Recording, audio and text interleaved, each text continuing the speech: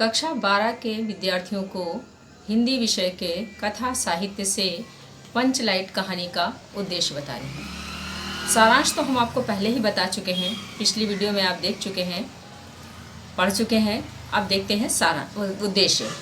ये आपको परिचय देना है कि प्रस्तुत कहानी फणीश्वर नाथ रेणु द्वारा रचित एक आंचलिक कहानी है, जिसमें पेट्रोमैक्स को गांव वाले पंचलाइट या पंचलेट कहते हैं। इसके माध्यम से कथाकार ने ग्रामीण वातावरण और ग्रामवासियों की मनोवैज्ञानिक झलक को प्रस्तुत किया है। उद्देश्य लिखते हैं। आंचलिक कहानी फणीश्वर नाथ रेणु द्वारा रचित ग्रामीण अंचलों का परिचय दिया गया है। बिहार राज्य के अंचलों के सजीव चित्र उनकी कथाओं में स्पष्ट दिखाई देता है। पंचलाइट भी बिहार के आंचलिक परिवेश की कहानी है। पंचलाइट कहानी में ग्रामीण अंचल का यथार्थ चित्रण प्रस्तुत किया गया है।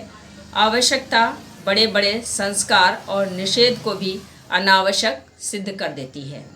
यदि कहानी के केंद्रीय भाव की ओर हम दृष्टि डालें तो हम पाते हैं कि इसका आधार यह है कि कहानी रोचक और सार्थक है।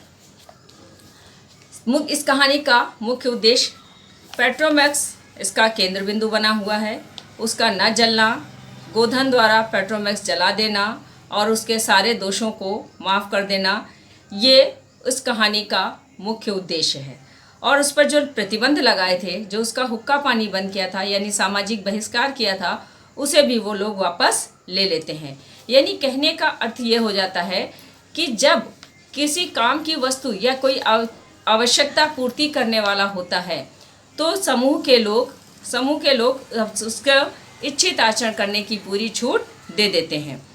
ग्रामवासी जाति के आधार पर टोलियों में विभक्त है और आपस में ईर्ष्या द्वेष का भाव रखते हैं। आधुनिक युग में भी कुछ इसी प्रकार के गांव और पिछड़ी जातियां हैं जो आपसी राग द्वेष से परिपूर्ण है। लेखक का उद्देश्य यही है कि अप्रत्यक्ष रूप से गांव सुधार और ग्राम विकास के ऊपर प्रकाश डालना, ये इस कहानी का उद्देश्य है।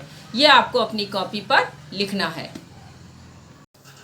अब आते हैं हम अगले प्रश्न की ओर। इस प्रश्न में आपको क्या करना है, कहानी कला की दृष्टि से पंचलाइट कहानी की समीक्षा करनी है। अब समीक्षा में क्या लिखा जाता है, इसमें कहानी कला के 6 तत्वों के आधार पर कहानी लिखी जाती है, जो समीक्षा की जाती है। सर्वप्रथम तो आपको परिचय यथावत देना है, जैसे आप पहले दे चुके हैं 2 प्रश्नों में। उसके बाद हम आते हैं समीक्षा की ओर। समीक्षा में पहली हेडिंग पड़ती है सारांश, यानी कथानक। वो हम आपको पहले बता चुके हैं। उस कथानक का बहुत छोटा रूप आपको इस कथानक में लिखना होगा। उसके बाद आता है पात्र एवं चरित्र चित्रण।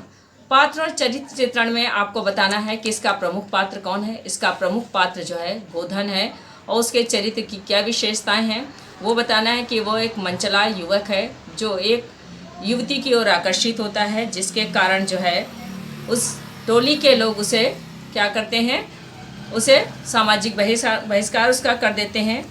और मुंडी काकी हैं और इसके अलावा अन्य कई कलाकार हैं।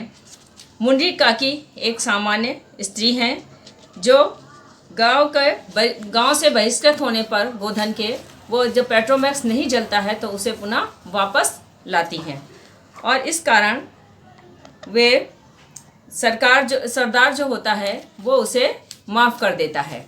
ये उसके चरित्र में आपको लिखना है। उसके अलावा कथोपकथन क्या होता है, जो संवाद होते हैं, जो हम बातचीत करते हैं आपस में, इसे हम संवाद या कथोपकथन कहते हैं। इसका आपको कहानी से कोई छोटा कथानक छांट के लिखना होगा इसमें। अब ये आप कहानी से करेंगे। कथोपकथन में इसके कथोपकथन इसमें बहुत कम है और जो भी हैं वो अत्यंत प्रभावशाली हैं और स्वाभाविक हैं। इसमें कहीं भी संवादों में बनावट या किसी भी प्रकार की कृत्रिमता नहीं दिखाई देती है। व्यंग और विनोद इसमें अधिक है। ये है आपका कथोपकथन। फिर देश काल और वातावरण, ये एक आंचलिक कहानी है। प्रत्येक आंचलिक कहानी में जिस कहानी को पाठक पढ़ रहा है उस अंचल का, उस क्षेत्र का, उस परिवेश का उसे ज्ञान हो जाता है, सजीव चित्र उपस्थित हो जाता है। देश काल का जो वातावरण है उसको प्रस्तुत करने में लेखक पूर्ण रूप से समर्थ है। फिर आती है भाषा शैली। भाषा शैली अंचल के अनुसार ही है, सहज, सरल और ग्रामीण भाषा के बोलचाल के शब्दों का प्रयोग किया गया है। इसमें अज्ञानता और अशिक्षा का भी परिचय दिया गया है, जैसा स्वाभाविक रूप से गांवों में होता है। जैसे और इसमें कुछ ऐसे शब्द भी प्रयोग किए गए हैं जैसे शोरगुल, दिमाग, मायूसी, काबिल, बेवजह इत्यादि शब्द जो अंचल के हैं यानी क्षेत्र के हैं उनका भी प्रयोग किया गया है। उसके बाद उद्देश्य हम आपको भी आप बता चुके हैं कि उद्देश्य क्या है। इस कहानी का उद्देश्य ये है पेट्रोमैक्स का न जलने पर उसके जो दोष होते हैं गोधन के वो उन्हें माफ़ कर दिए जाते हैं, क्योंकि यहाँ पर मर्यादा सर्वोपरि हो जाती है और मर्यादा सर्वोपरि होने के कारण जो नियम है टोली के उनमें परिवर्तन किया जाता है। उसके बाद आता है निष्कर्ष। इस कहानी के द्वारा हम क्या सीखते हैं।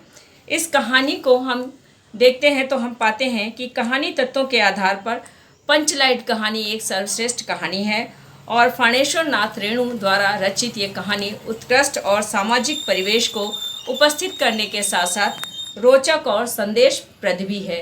तो ये हो जाता है आपका क्वेश्चन पूरा। ये 3 क्वेश्चन इस पार्ट से हैं जो आपके आते हैं एग्जाम में, इनको कॉपी में लिखना है।